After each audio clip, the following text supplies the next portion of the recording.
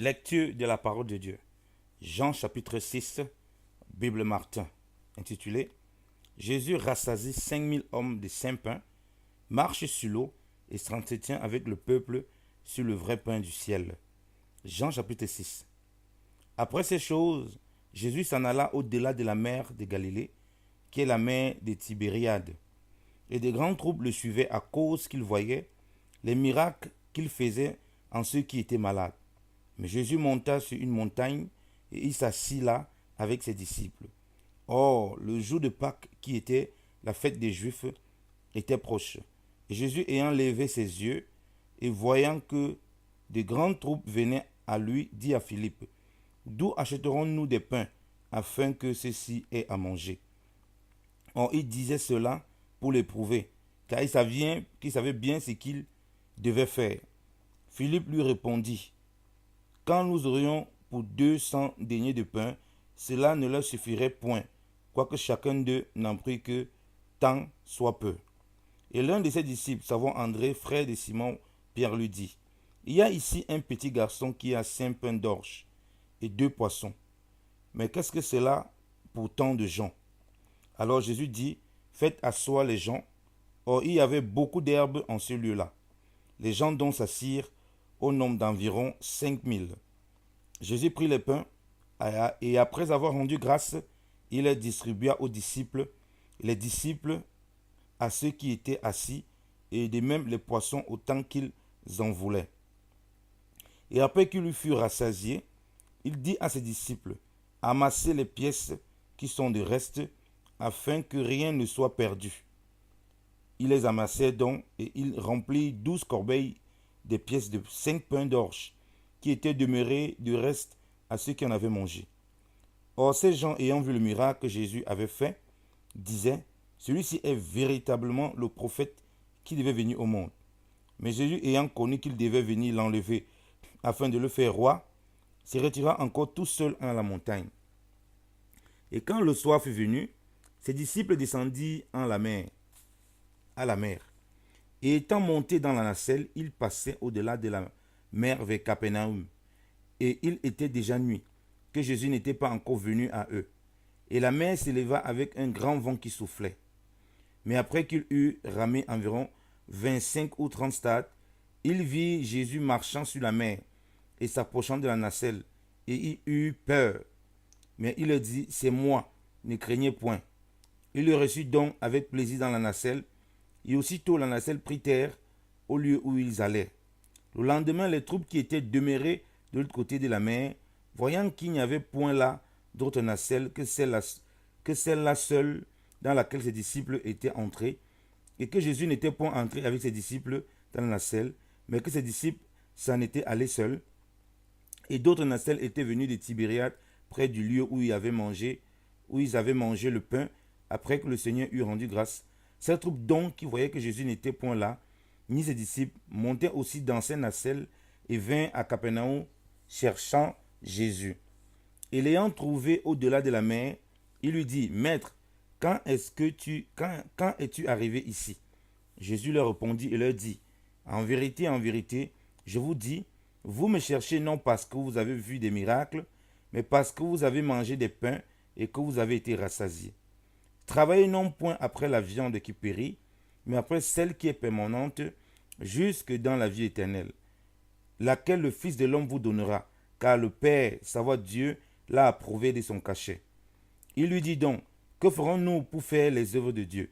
Jésus répondit et leur dit, « C'est ici l'œuvre de Dieu, que vous croyiez en celui qu'il a envoyé. » Alors ils lui dirent, « Quel miracle fais-tu donc, afin que nous le voyions et que nous te croyions? Quelle œuvre fais-tu? Nos pères ont mangé la manne au désert, selon ce qui est écrit, il leur a donné à manger le pain du ciel. » Mais Jésus leur dit, « En vérité, je vous dis, Moïse ne vous a pas donné le pain du ciel, mais mon Père vous donne le vrai pain du ciel. Car le pain de Dieu, c'est celui qui est descendu du ciel et qui donne la vie au monde. » Et il lui dit donc, « Seigneur, donne-nous toujours ce pain-là. » Et Jésus leur dit, « Je suis le pain de vie. Celui qui vient à moi n'aura point de faim, et celui qui croit en moi n'aura jamais soif. Mais je vous ai dit que vous m'avez vu et cependant, vous ne croyez point. Tout ce que mon Père me donne viendra à moi, et je ne mettrai point au dehors celui qui viendra à moi. Car je suis descendu du ciel non point pour faire ma volonté, mais la volonté de celui qui m'a envoyé. Et c'est ici la volonté du Père qui m'a envoyé, que je ne perde rien de tout ce qu'il m'a donné, mais que je le ressuscite au dernier jour. Et c'est ici la volonté de celui qui m'a envoyé, que quiconque contemple le Fils et croit en lui ait la vie éternelle. C'est pourquoi je le ressusciterai au dernier jour. Or les Juifs murmuraient contre lui de ce qu'il avait dit, je suis le pain descendu du ciel. Car il disait, n'est-ce pas ici Jésus, le fils de Joseph, duquel nous connaissons le Père et la Mère? Comment donc dit celui-ci, je suis descendu du ciel? Jésus donc répondit et leur dit, ne murmurez point entre vous. Nul ne peut venir à moi si le Père qui m'a envoyé ne le tire. Et moi, je le ressusciterai au dernier jour. Il est écrit dans les prophètes, ils seront tous enseignés de Dieu. Quiconque donc a écouté le Père, a été instruit de ses intentions, vient à moi. Non point qu'aucun ait vu le Père, sinon celui qui est de Dieu, celui-là a vu le Père. En vérité, je vous dis, qui croit en moi a la vie éternelle. Je suis le pain des vies. Vos pères ont mangé la manne du désert et ils sont morts. C'est ici le pain qui est descendu du ciel, afin que si quelqu'un en mange, il ne meure point.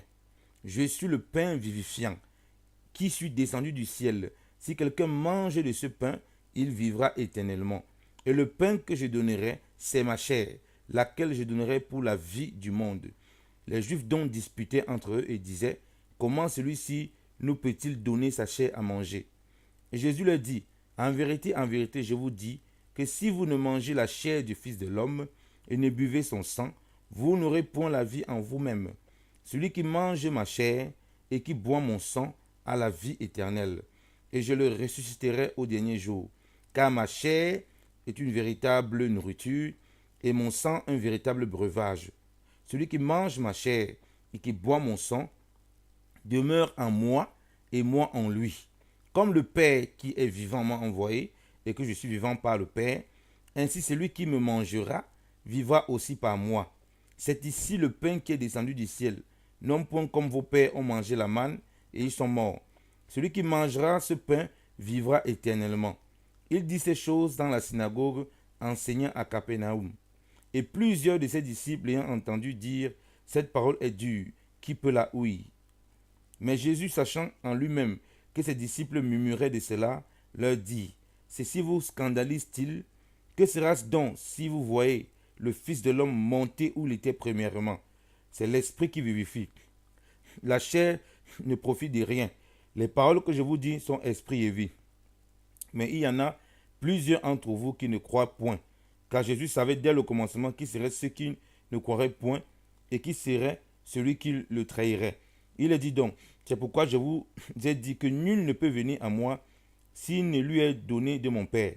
Dès cette heure-là, plusieurs de ses disciples l'abandonnèrent et ils ne marchaient plus avec lui. Et Jésus dit aux 12, et vous, ne voulez-vous point aller? Mais Simon-Pierre lui répondit, Seigneur, auprès de qui nous en irons-nous? Tu as les paroles de la vie éternelle. Et nous avons cru et nous avons connu que tu es le Christ, le Fils du Dieu vivant. Jésus leur répondit, ne vous ai-je pas choisi, vous 12, et toutefois l'un de vous est un démon? Or, il disait cela de Judas Iscariote, fils de Simon, car c'était celui à qui il devait arriver de le trahir, quoiqu'il fût l'un des 12. Amen. Parole du Seigneur. Soyez bénis, peuple de Dieu.